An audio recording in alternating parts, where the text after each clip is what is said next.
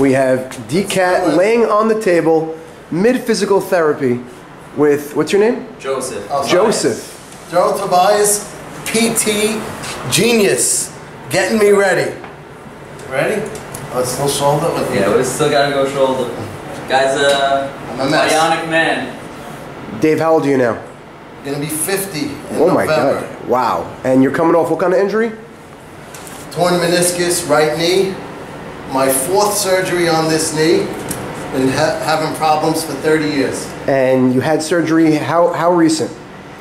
May 9th was my surgery, so it's All right, about so 4 weeks. there are rumblings saying that you might be ready, you might be making a comeback for the first place Moneyball organization. We're going to ask the PT extraordinaire. Fit and ready to play. Wow, so is this breaking news? Woo! Wow, DCAT ready to play. He's back. No. That's what I'm talking about, wow. baby. Moneyball all the way. All right, we're going to actually record a Bks Show here now with DCAT now that he's ready to play when PT Tobias is out. Go. You heard it right here. I got the okay to go. Follow me. Got to kiss the mezuzah. Got my batting glove ready. I thought you ripped the missus out the door. I got scared. Got the batting glove ready. And I've been keeping something warm over here in the gym where we get ourselves fit. We got the weights. We got the balls. We got Yeah, you're not everything. playing. You're not playing. Microwave for the echo? Oh. We got this glove. nice and warm, ready to go. D, we're really excited to have you back. Listen, the league was definitely missing without you. You have the medicine balls going around. You have the PT in the office, and let's get the show on the road. Let's go. 2, 1, live here, week 6. We're here with the newly comeback DCAT. Welcome back, man. We all miss you. Not only a personality on the field, also an effective player. How old you said you were? Gonna be 50. Gonna be fit, so you're 49. 49, So man. you still have a few months to go. I got a few months to go. Been working hard. Surgery was, like we said, May 9th, about 4 weeks ago. It's unbelievable to think. I'm still sweating from the workout. So you had a meniscus or an ACL or just meniscus? ACL popped 30 years ago. So yeah, that's meniscus. I scoped it 4 weeks ago. I scoped it also last year. It's a recurring problem. Stephen Gindy still makes me slide. So I slide, and that's how I actually hurt it. Wow.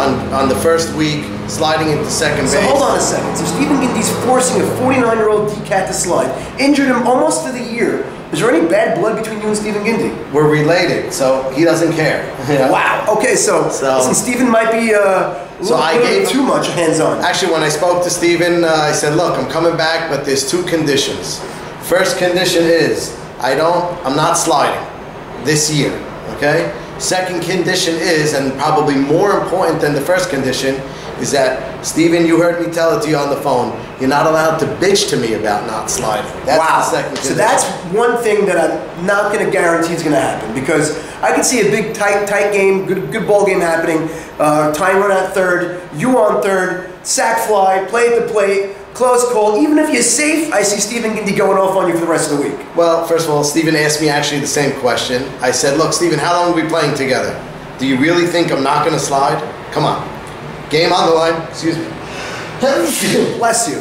Thank you. Thank you for your beracha. Always. Thank you. Right hand, please. Right hand. Sorry.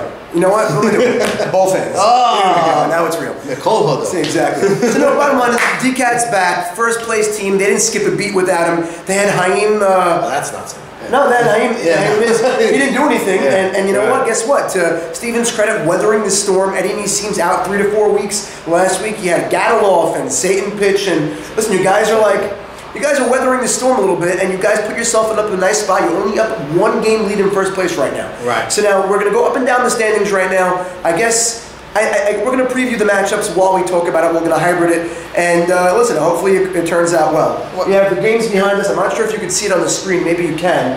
But first place Moneyball, 8-2 record. That's a very impressive record. You're going up against some tough pitchers. And I know Eddie Nissim had a really good start, but that's no joke, 8-2. Well, like you said, it's really tied up there. You said we're only 1 game ahead at 8-2.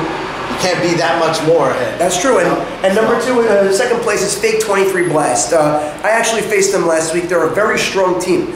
They could have lost game 2 very easily. We'll get into that a little later. But so, yeah, let's talk about our matchup for a second. Go ahead. Okay, so you're actually playing my team. Top of the standings to the bottom of the standings. So listen, it's not nice game to come back on. Really, really lopsided records. But listen, I'm beating a dead horse. We had a lead in the 6th inning or later in 6 games, and we blew all 6 games. Our 2 victories, as you all know, was debacle no-show by DT's Magic Grid. We had no real wins. Right. Our team just feels like whenever everything is going right, something's going to really screw up, and we're going to lose. And guess what? That's the character of the team, and credit to the opponents. But really, the leadership, myself included, has not doing the job. So look, let's talk about your team for a second. I'm going to tell you a little short. I'd rather not. You should know, but okay. Sorry. Okay, we used to have about 30 years ago, we used to have a salesman out in Atlanta. The guy's name was Woody Poor, okay? The name of his company... Sounds like a porn star. Right. Poor, P-O-O-R. Oh, it's still Woody, yeah. Okay. Woody Poor, right. The name of his sales firm was Poor Sales. I swear, I definitely. I told my father, I said, Dad, how could this guy ever be successful with the name Poor Sales? So I see what you're getting at. You're saying our team name is indicative of who we are.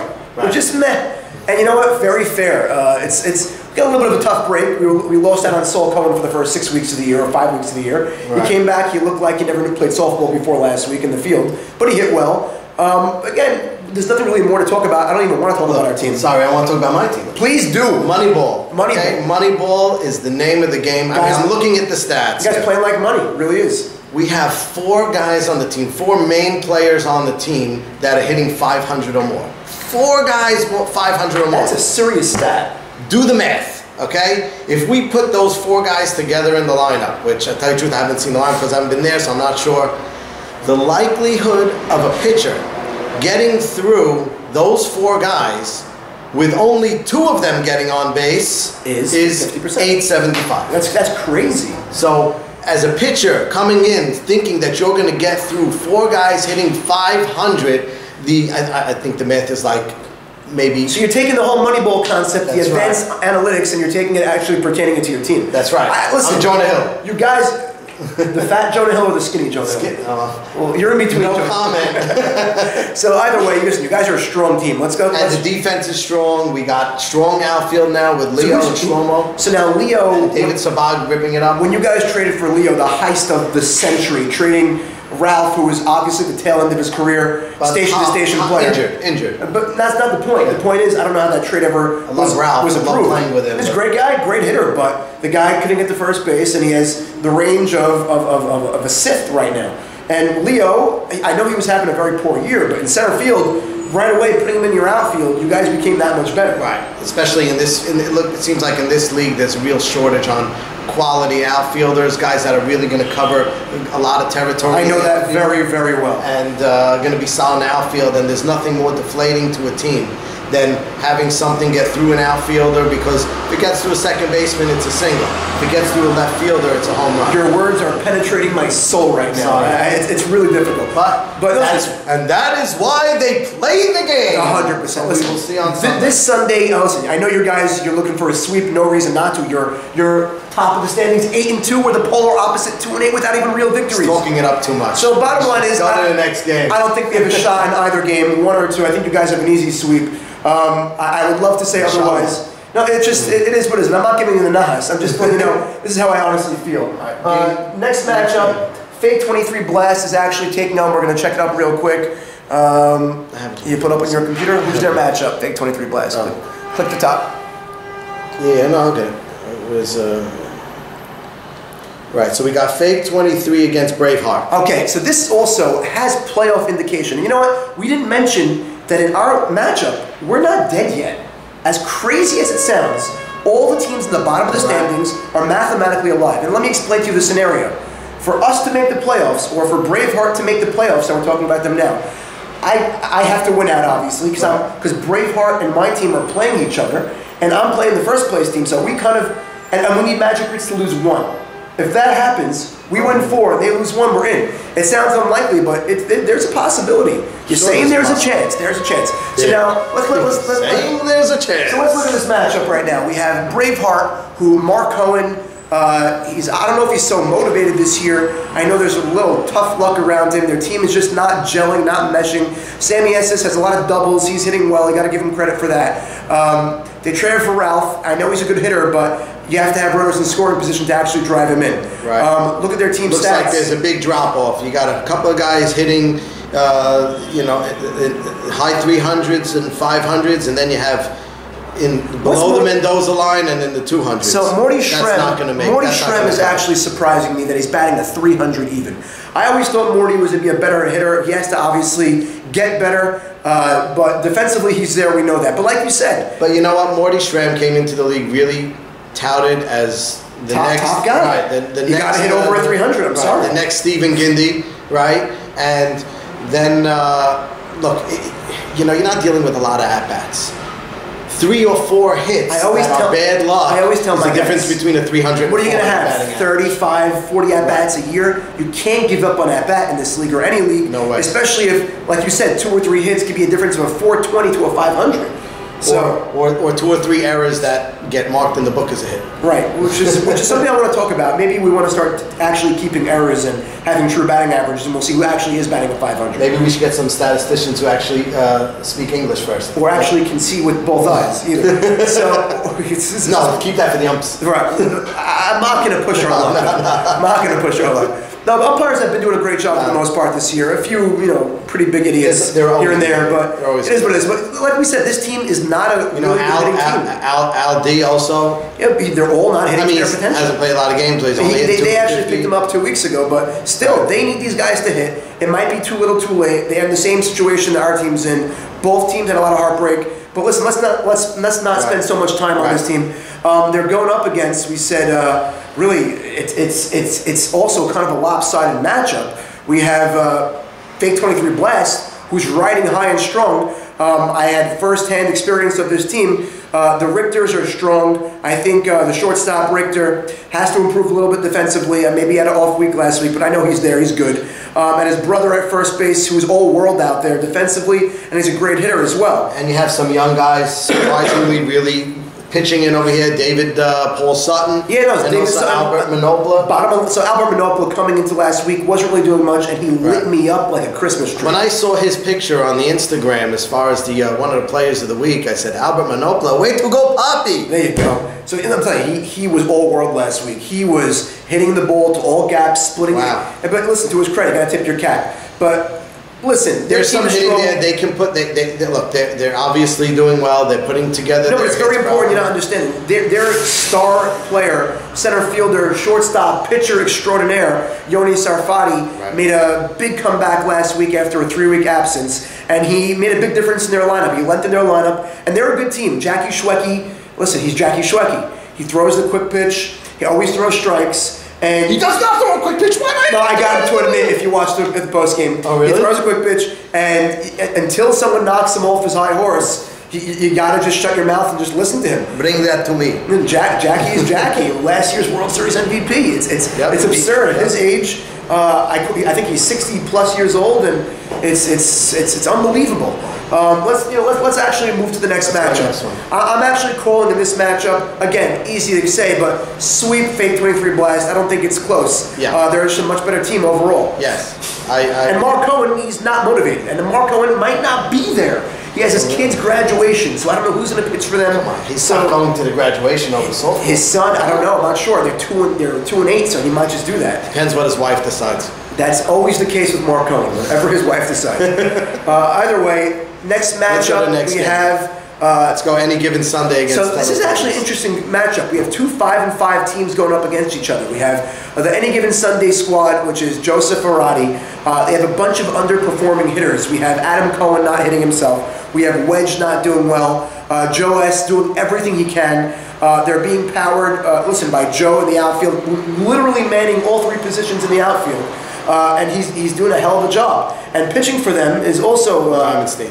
Diamondstein leads almost leads the league in walks, but when it's time to buckle down, Dynasty does the job. I haven't faced him, so I really can't comment. He's a lefty with speed. He loses the zone a little bit too much, but listen, he's a top pitcher. He really could be great. Look, you have veterans on this team. Joe S. obviously is one of the top players who I would love to play with. I would love to play with, even though last year in the World Series, when I had an injured hamstring and couldn't get down to first base, he threw me out from 7 feet. When aren't you injured? I know, it's really bad. Crazy. But I was still hitting. I was still getting hits. He threw me out of first base, bastard. Okay. I don't know if you have to edit that out. No, we're not a family show, so it's okay. All right. And going up against them, we have the Teletubbies squad. So any given Sunday, you have veterans there. Veterans are going to bear down. They do what they have to do. You have to imagine that the guys. 7-3. But you have to imagine. No, they're 5-5. You have to imagine. Oh, I'm sorry. Yeah, it's you have 5-5. Take that back. You have to imagine Adam Cohen's going to come out of his funk that he's been in, and also Wedge. Those are guys that Joe S. is relying on when he drafted them. So Wedge is batting 375. That's where he is. He's 375 to 425. Okay, but I think batting a 375 to a 450 is a big difference. And that's where I think Wedge should be. And Adam, he's usually the power guy, and he's just not doing that right now. Right. So, but listen, they're going to get better. I know it's getting late early, as they say, but they're both going to get better. That squad's going to be dangerous. I think Dynasty is a force. He's obviously not pitching to his potential. Right. They're going up against the Teletubbies squad. Listen, don't let the name fool you.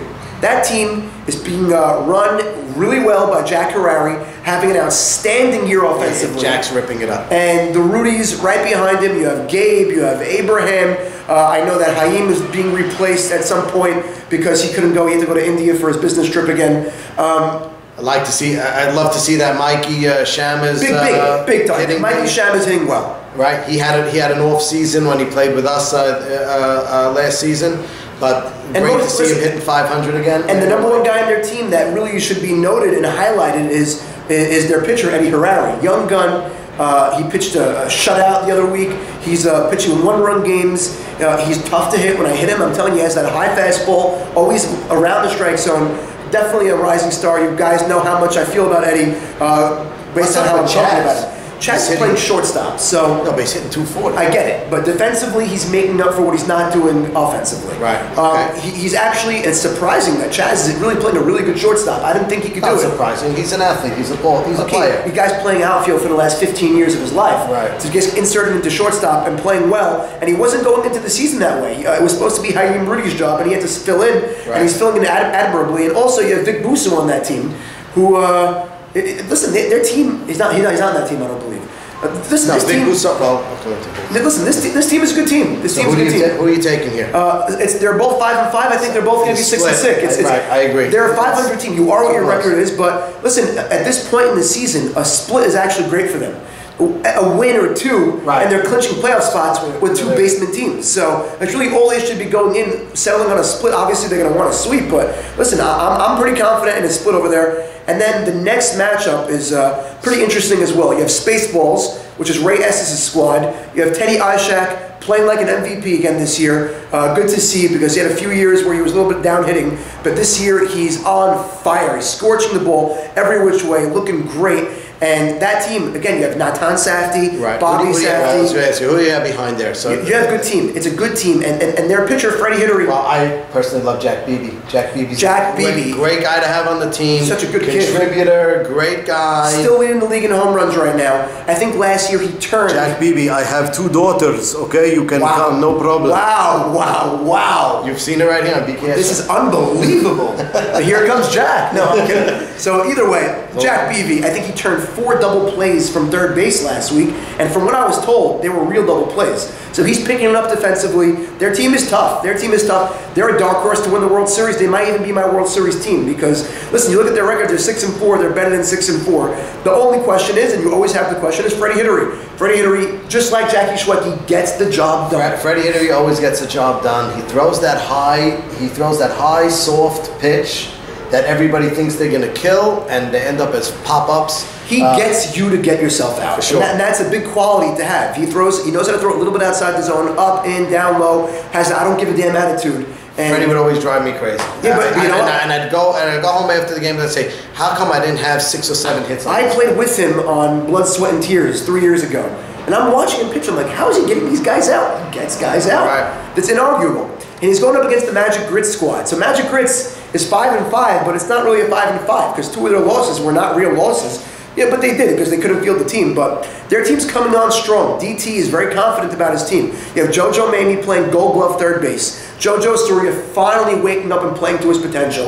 You have their pitcher is the story of their team. You have Yakov Soria, who is literally leading the league in almost every pitching category. Whip, ERA, strikeouts. Yakov Soria was the one pitcher in the one game that I played that we faced, and I was expecting Old world, and you didn't get that. But I didn't get that. I don't know. Maybe he's it could be had a down week, and it could be he was first week. He is driving in from Lakewood as well, so maybe that banged him up a little bit. But either way, I think come money time, crunch time, I think Yakov Soria is a guy you want on the mound. Also a future star in this league. Very happy to have him and also Eddie Harari, 2 good guys that are, and also Diamondstein as well. But either way, this team, money time now. So money time now. In the season, you're jockeying for position. If they pull off a sweep, they leapfrog 2 teams, and it's huge. But again, ho hum, I feel a split.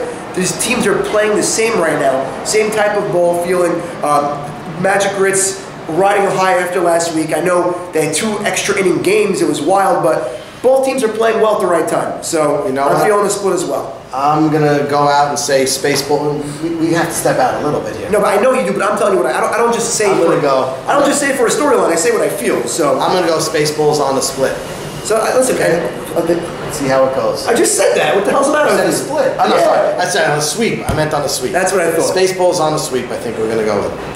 Does that cover all the matchups? I think we and everything. Would you like to highlight any stories you want to bring up, anything else while we wrap this up? No, not really. You can edit that. All right, so Cat well, no, actually, one thing that I want to see. So we have the poll. Let's talk about the poll. All right? So we have this poll. Who is the favorite to win the World Series? You just voted on Moneyball for the 8th time that I'm here in the last 10 minutes. It's actually only my 3rd time voting. So I'm about... Oh, wait. Guess what? We took the lead. There you go. Congratulations. Your favorite for the World Series, so he said. I touched on it. It must be because I'm back. That's why everybody's voting. You're back you're back on the website also voting. So Moneyball obviously is the odds-on favorite with their record. But listen, how are you guys? How is Eddie Nissim going to be doing in 3 weeks from now? I haven't gotten an updated report on him. I think we'll see in another week or 2. High ankle sprains are one of the toughest injuries to come back from. He's a big CrossFit guy, so I don't know what he's. And you know what? As much as Eddie's great, it's a setup. I don't know if his heart is as into it as you think it is. Yeah, so it is. I don't know about Just that. Check the team chat. Okay. And he's still there, even though he's out. He's still contributing to the chat. He's rooting for the team. He will be back. Don't forget, more than likely, we should have a buy in there as well. That's what you need right now with this Eddie Nissim news. But even though when he comes back last year, if you look at his regular season, he was flat out dominant like he is this year. And look what happened in the World Series. Right. He just fell apart. That was just that was 1 week But I'm saying fell apart. It was a 3-game. It was a tough day.